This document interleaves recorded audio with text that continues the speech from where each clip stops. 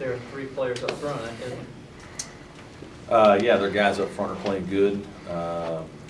Certainly, I think the wild card guy is Masharikov. I think he's talented, long, athletic, makes a three, but he's really a great driver of the ball. And I think he's starting to play well. So I think he's a guy we got to be careful with.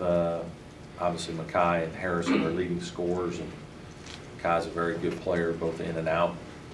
Posts a lot and then can step out and make a three. And Harris is just a guy that's, his third year guy that's been playing a while and been a good player for a couple of years now. Scores it, really knows how to get to the free throw line.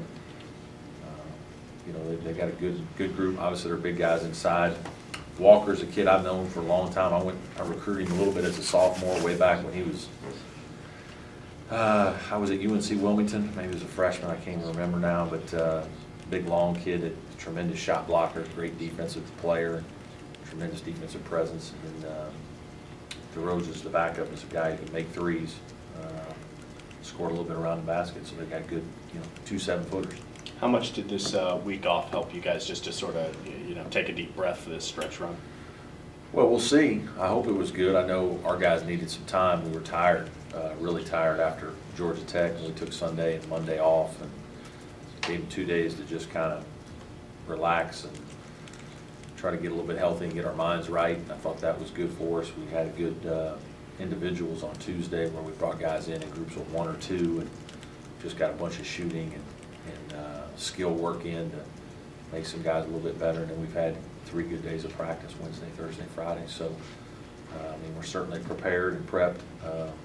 Hopefully we'll be in a good place mentally when we play. It seems like Wake Forest has come a long way since y'all played them here last year. Can you just talk about what you've seen from them? Well, they're just, they're much better than they were last year, and a lot of it's just their players are older. They're playing with a lot of the same guys, but those guys were freshmen, sophomores last year, a lot of them. And, they just have much more experience. Harris is Harris and Mackay are 2 guys that are averaging 17 a game that can really score, sophomore and junior now. Very comfortable. I think they're much more comfortable in Coach Bizdelik's system. Coach Bizdelik has done a good job of flushing out some issues I think that he had with his team when he got the job, and finding the guys that really want to be there for the right reasons. And I just think their team is more together, understand more what he wants, and certainly they've had some good results this year. You guys have played well at home since starting league play. How important is it to win this game, get back to 500, and sort of take advantage of that home court? Well, it's important. Every game is really important. We certainly want to. We know we have 2 games on the road next week. It'll be very difficult, so we want to. We really just want to keep playing well. I want our guys to continue to improve. I want us to become more consistent. We've showed signs of playing good basketball. We haven't been able to always carry it out for 40 minutes. I think our freshmen need to continue to contribute, help us. But for us to have any kind of success down the stretch, that's we've got to become a more consistent team where we play consistently well, night in and night out. I think we've had some nights where we played well and other nights where we haven't. On one side of the ball, obviously we struggled offensively against BC. We struggled defensively for a while at Miami, and teams are just too good. And as I've said, our margin for error is not very, very big. So we got to, we have to play well. And I just want us to try to build some positive momentum. Do you see it easier to build momentum considering how jumbled the league is? I think last week 3rd through 10th was separated by a game and a half. Maybe, yeah. I think there's a lot of teams that are similar. There's a couple teams certainly that are better, that everybody knew was going to be better, and there's a lot of us that are still kind of trying to figure things out. This early in the league race, it's standings in a lot of leagues are jumbled up. Some of it's based on the schedule itself, and obviously we want to be one of the teams that separates itself in a positive way, and we can start to make a move that way if we get a win Saturday.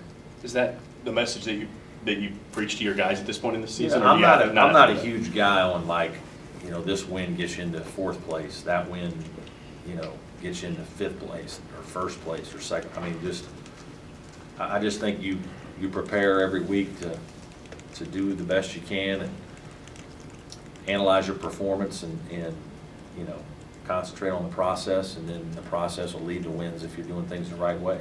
And then you kind of add it up as you go. It doesn't mean that we don't pay attention to anything like that, but at this time in the season, there's really no sense in it. You just need to focus on the process of improving and playing well, and so that's what we really concentrate on. We don't talk as much about standings and all those things as maybe some people do.